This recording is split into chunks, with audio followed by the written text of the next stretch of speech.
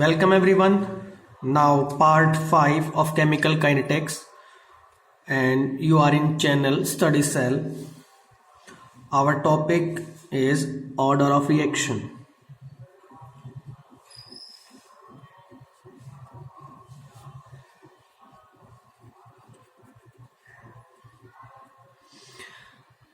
Order of reaction क्या होता है? जो पावर होती है हमारे पास किसी रेटला इक्वेशन में किसकी मोलर कंसंट्रेशन रिएक्टेंट की, अगर उन पावर्स का हम क्या कर देते हैं, सम कर देते हैं, तो हमें उस रिएक्शन का ऑर्डर मिल जाता है। यानी कि हम कह सकते हैं the sum of the power to which the molar concentration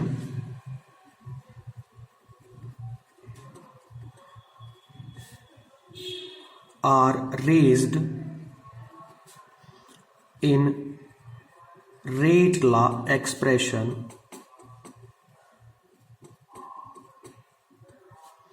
is called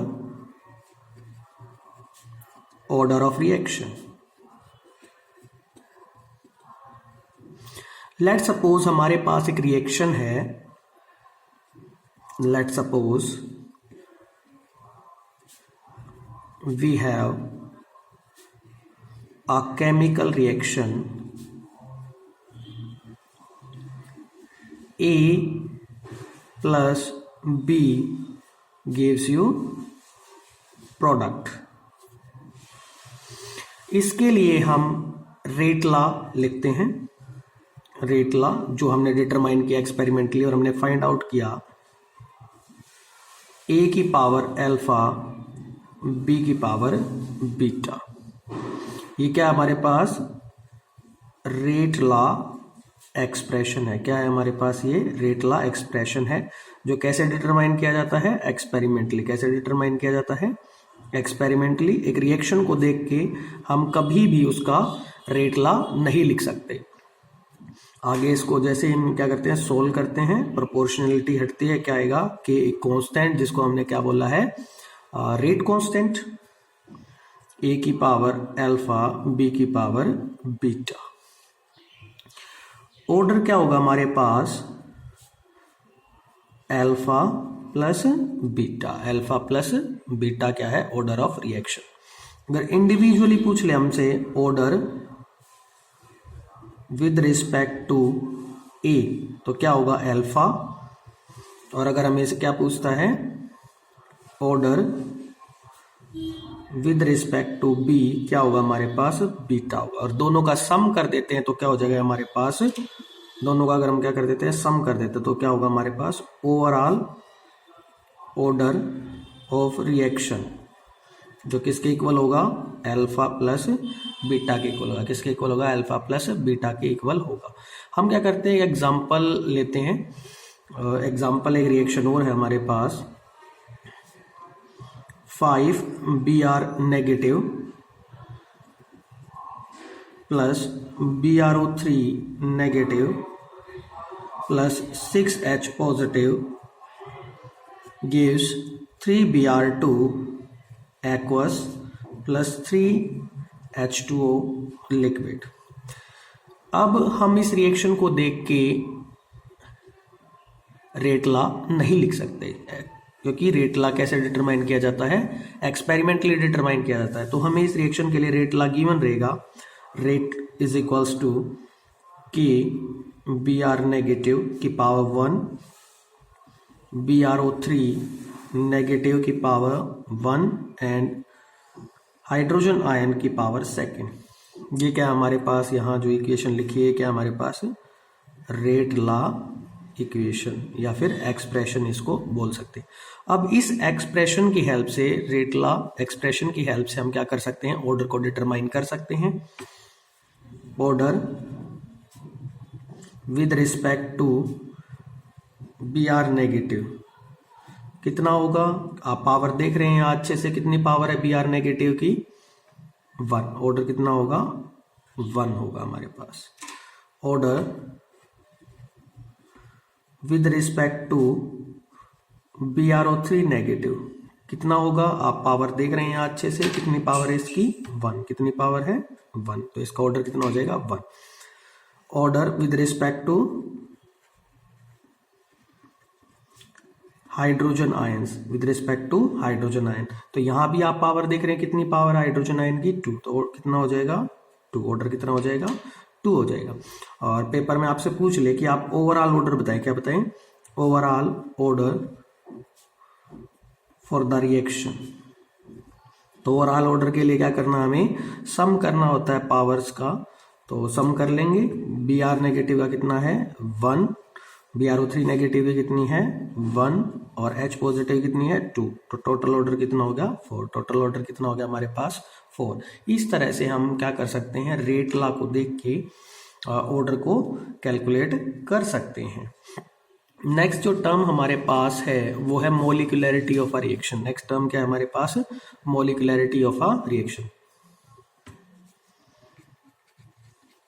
molecularity of a reaction क्या समझते हैं मोलिकुलरिटी ऑफ अ रिएक्शन से, कि जितने भी एटम, आयन या फिर मोलिक्यूल्स क्या करते हैं, एक साथ टकराते हैं ताकि एक केमिकल रिएक्शन हो जाए, उसको क्या बोलते हैं, उसकी मोलिकुलरिटी बोलते हैं। उसको क्या बोलते हैं, उसकी मोलिकुलरिटी बोलते हैं। यानी कि the number of atoms, ions और molecules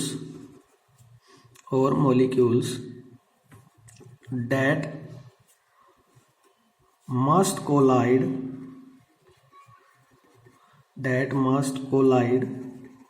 with one another at the same time, उनको क्या करना है, एक ही टाइम पे क्या करना है, कोलाइड करना है। यानी कि साइमल्टेनियसली वर्ड यूज कर सकते हैं इसके लिए, simultaneously, to result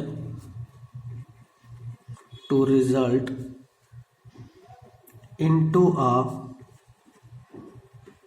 chemical reaction, to result into a chemical reaction is called molicularity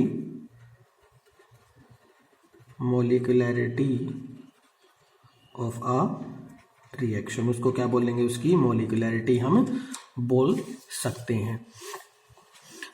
जो मोलिकुलरिटी है हमारे पास, वो सिंपली हम क्या कह सकते हैं, सम कह सकते हैं किसका, मोलिक्यूल्स का, जितने भी रिएक्टेंट किसी बैलेंस केमिकल इक्वेशन में प्रेजेंट होते हैं। यानी कि I mean to say molecularity is simply the sum of molecules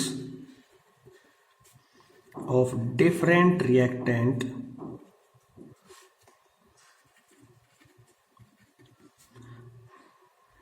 are present in balanced chemical equation।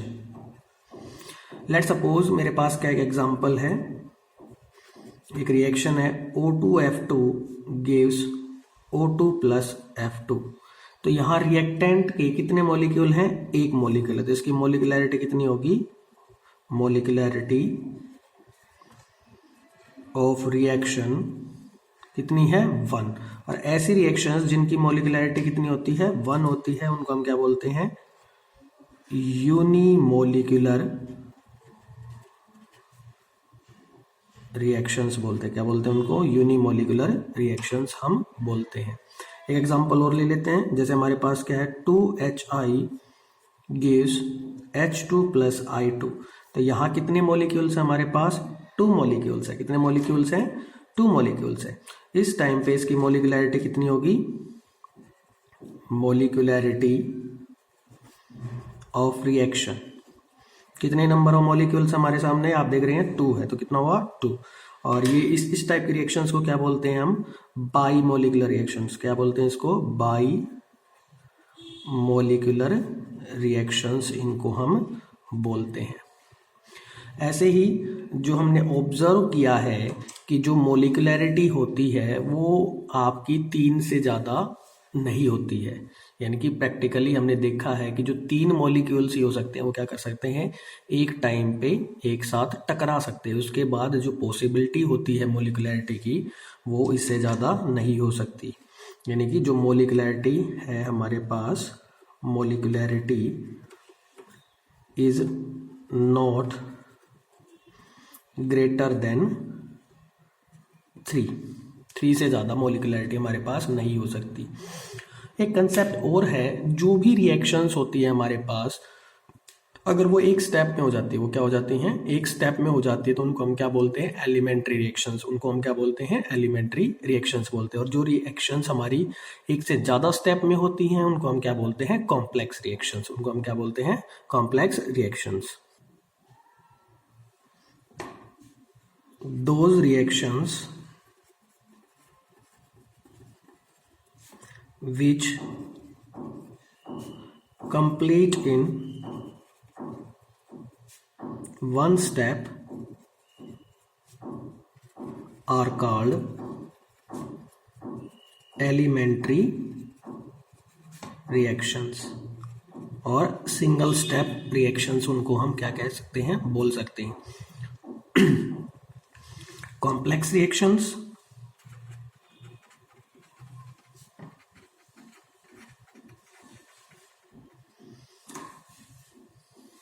those reactions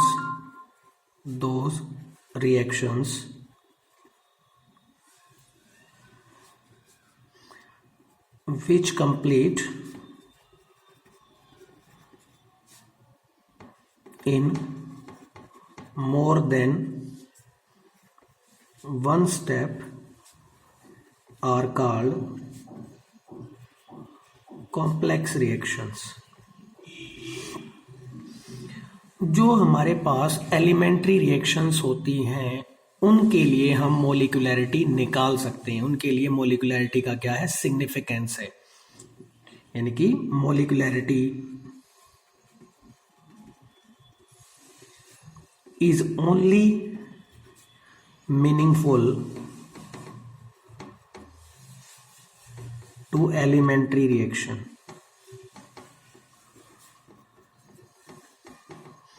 complex reactions के लिए हम मोलिकुलैरिटी को डिटरमाइन नहीं कर सकते। No meaning for complex reactions. No meaning for complex reactions. अब हम क्या करते हैं? डिफरेंस की बात कर लेते हैं। जो ऑर्डर और क्या हमारे पास मोलिकुलैरिटी है उसके बीच में क्या डिफरेंस है उसको यहाँ क्या कर लेते हैं? एक बार स्टडी करके देखते हैं। ऑर्डर, मोलिकुलैरिटी।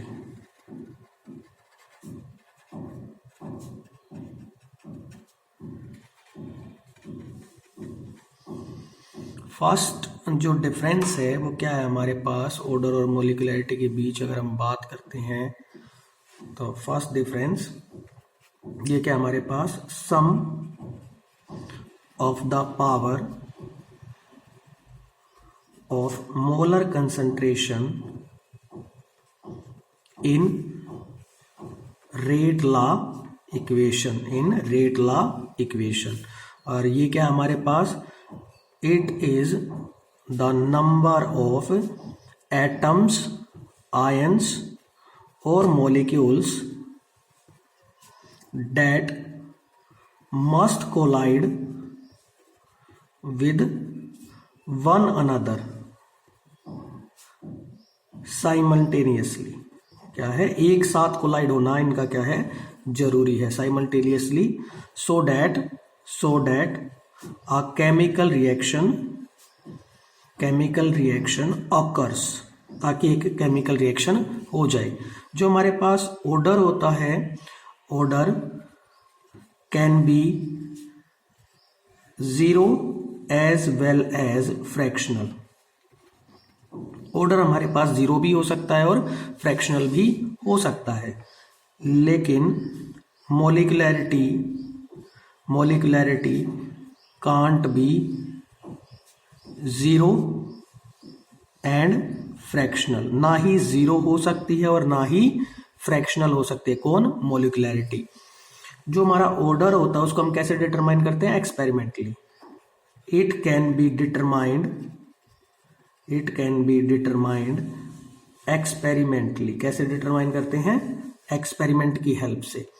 और जो हमारे पास क्या होती है मोलिकुलैरिटी, उसको कैसे डिटरमाइन करते हैं हम? ये हमारा कंसेप्ट क्या है? थ्योरेटिकल कंसेप्ट है। It is a theoretical concept. कैसा कंसेप्ट है? थ्योरेटिकल। देख के इसको क्या कर सकते हैं? कैलकुलेट कर सकते हैं। फोर्थ पॉइंट हमारे पास क्या है? Order is applicable to both elementary as well as complex reactions. दोनों रिएक्शंस के ऊपर एप्लीकेबल होता है ऑर्डर। हम दोनों रिएक्शंस के लिए क्या निकाल सकते हैं? ऑर्डर निकाल सकते हैं, चाहे रिएक्शन हमारे पास एलिमेंट्री है, चाहे रिएक्शन हमारे पास कैसी है? कॉम्प्लेक्स है। वहीं molecularity is only applicable to elementary reaction. जो एलिमेंट्री रिएक्शंस के ऊपर ही क्या है? हमारा काम कर सकता है। कौन? मोलिकुलैरिटी को हम क्या कर सकते हैं? डिटरमाइन कर सकते हैं। अब हम क्या करते हैं? कुछ क्वेश्चंस देखते हैं जो लास्ट ईयर के हमारे बोर्ड के अंदर आए हुए हैं related to order, related to molecularity, right. First question आपके स्क्रीन के ऊपर देखेंगे। The gas phase decomposition of acetaldehyde, it is found that rate of reaction is proportional to CH3CHO की power 1.5. What is the order of reaction? Simple question है, तुरंत इसको देख के कर सकते हैं। Pen down question. क्या आंसर होगा इसका? सॉल्यूशन क्या होगा? हमें पता है ऑर्डर कैसे निकालते हैं हम। जो पावर होती है वो क्या होती है? ऑर्डर होती है। कितनी पावर है? 1.5। तो ऑर्डर क्या हुआ? ऑर्डर ऑफ अ रिएक्शन किसके इक्वल हुआ? 1.5 के इक्वल। किसके इक्वल हुआ? 1.5। इतना आसान क्वेश्चन क्या है बोर्ड के अंदर आ सकता है। नेक्स्ट क्वेश्चन को देखेंगे। Right the rate equation for the reaction 2A + B gives C if the order of reaction is 0। क्या है? ऑर्डर ऑफ रिएक्शन आपका 0 है। तो आपको क्या बोल रहा है? वो आपको क्या लिखना है? रेट इक्वेशन लिखनी। क्या लिखनी है? Rate equation. तो रेट इक्वेशन कैसे लिख सकते हैं? रेट इज इक्वल्स टू क्या होता है? के। ए और बी है हमारे पास, यहाँ क्या है? रिएक्टेंट, लेकिन उनकी पावर क्या बताया? ऑर्डर क्या बताया? 0। ये होगा 0, यानी कि रेट क्या बनेगा आपका? Rate equation R is equals to K. क्या बनेगी? R इज इक्वल्स टू के। इस तरह से इस क्वेश्चन को क्या कर सकते हैं? हम इजीली सोल्व कर सकते हैं, क्योंकि उसने बताया है कि जो पूरी रिएक्शन है उसका ऑर्डर कितना है? 0 है। पूरी रिएक्शन का ऑर्डर कितना था? 0 था। तो 0 तभी होगा ना जब ए और बी की जो पावर होंगी उन दोनों का सम क्या होगा? हमारे पास 0 होगा। तभी ये क्या हो सकता है हमारे पास?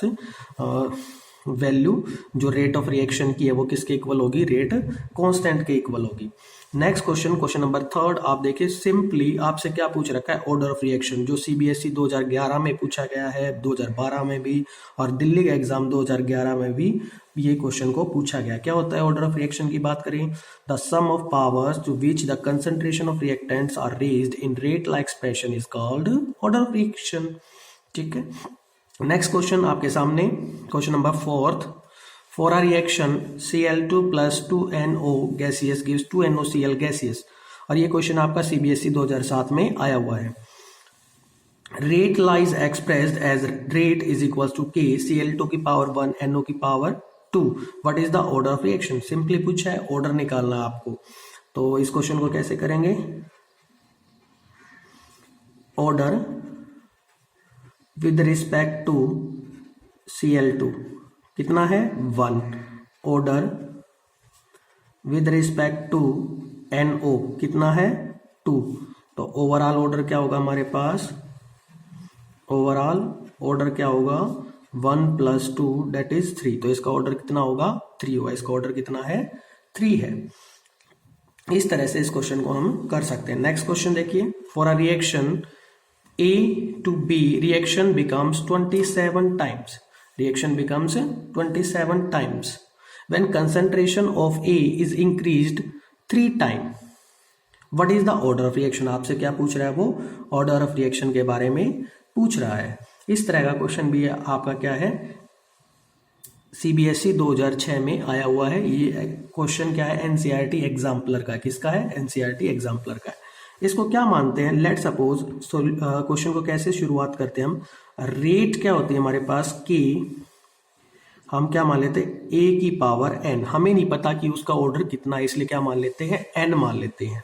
ये हमारे पास क्या है, फर्स्ट इक्वेशन है। क्या है? First equation. Second, according to question बात करते हैं। किसके बात करते हैं? According to question.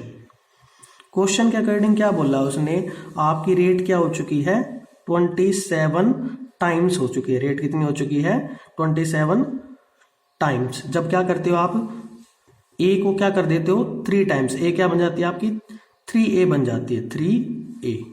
ये आपके पास क्या इक्वेशन सेकंड। ये क्या आपके पास इक्वेशन सेकंड है। तो हम दोनों इक्वेशन को क्या कर लेते हैं, कंपेयर कर लेते हैं। दोनों इक्वेशन को क्या कर लेते हैं, कंपेयर कर लेते हैं। कैसे? डिवाइड कर देते हैं। Divide equation first by equation second. Divide कर लेते हैं।